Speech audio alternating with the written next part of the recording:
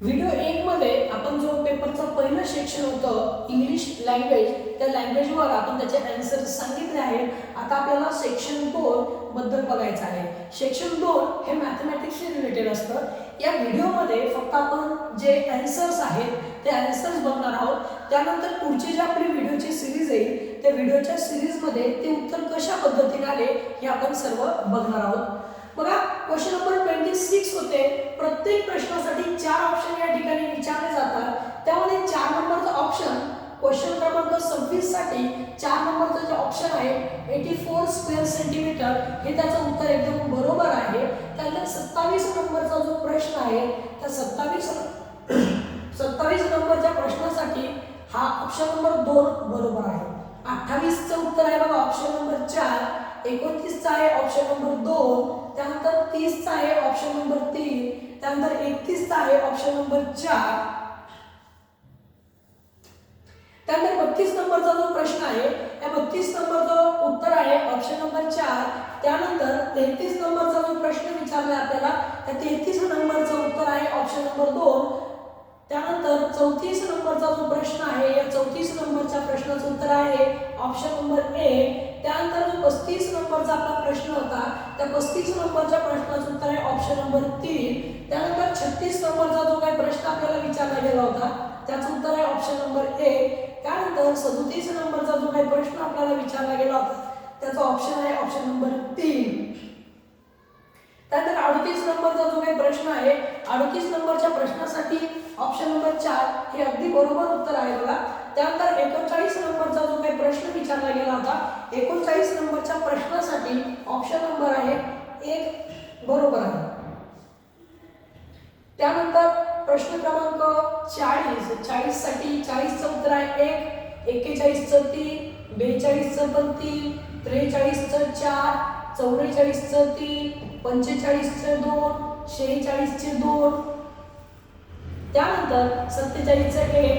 48 चे 4. 49 चे 3. 50 चे 4. 51 नंबरचा जो प्रश्न आहे त्याचं उत्तर होतं ऑप्शन नंबर 2. त्यानंतर 52 नंबरचा जो प्रश्न होता त्याचं उत्तर होतं नंबर 3. नंबर 53 चा जो प्रश्न होता त्याचं उत्तर होतं 1. नंबर 54 चा जो प्रश्न होता त्याचं उत्तर होतं 3. नंबर 55 चा जो प्रश्न होता त्याचं उत्तर होतं 1.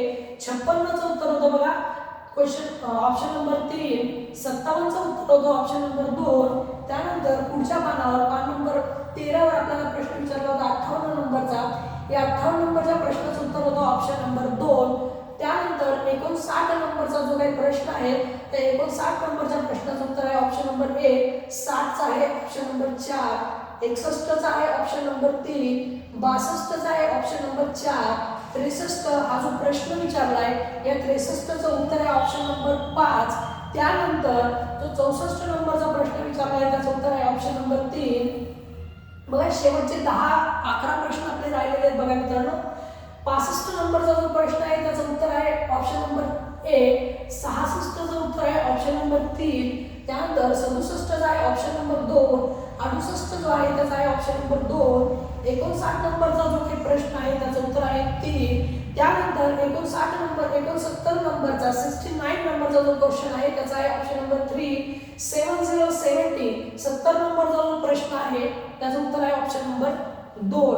त्यानंतर 71 नंबर जो प्रश्न आहे 71 चं उत्तर आहे बघा नंबर 1. त्यानंतर 72 नंबरचा जो काही प्रश्न विचारला आहे यामध्ये किती ट्रायंगल्स आहेत असा तो प्रश्न होता.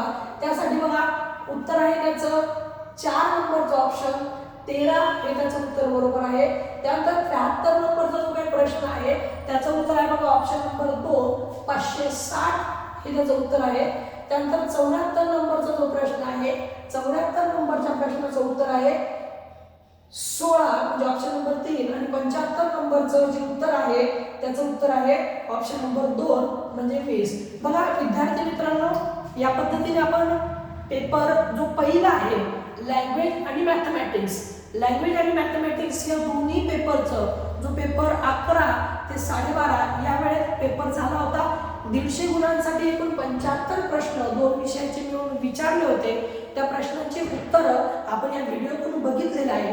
आता यानंतर जो व्हिडिओ आपला येईल त्या व्हिडिओमध्ये आपण याची उत्तरं जसं की प्रश्न क्रमांक 75 आहे, याचं उत्तर जे आलंय 20%, हे कशा पद्धतीने 20% आलं, किंवा हा जो समजा 72 नंबरचा प्रश्न आहे, याचा ट्रायंगल 13 कसं काय आहे, 13 ट्रायंगल याच्यामध्ये कशा आहेत, याचं सोल्युशन आपण पुढच्या व्हिडिओमध्ये बघणार आहोत. याची जी आन्सर शीट आहे, याची आन्सर की सगळ्यात शेवटी व्हिडिओमध्ये असेल. सर्व विद्यार्थ्यांनी त्याची स्क्रीनशॉट मारून घ्यायचा आहे आणि आपण जो पेपर सोडवलाय त्याची जी कॉपी आपल्याला भेटलेली आहे त्यावर याचं क्रॉस व्हेरिफिकेशन करून बघायचं आहे. धन्यवाद.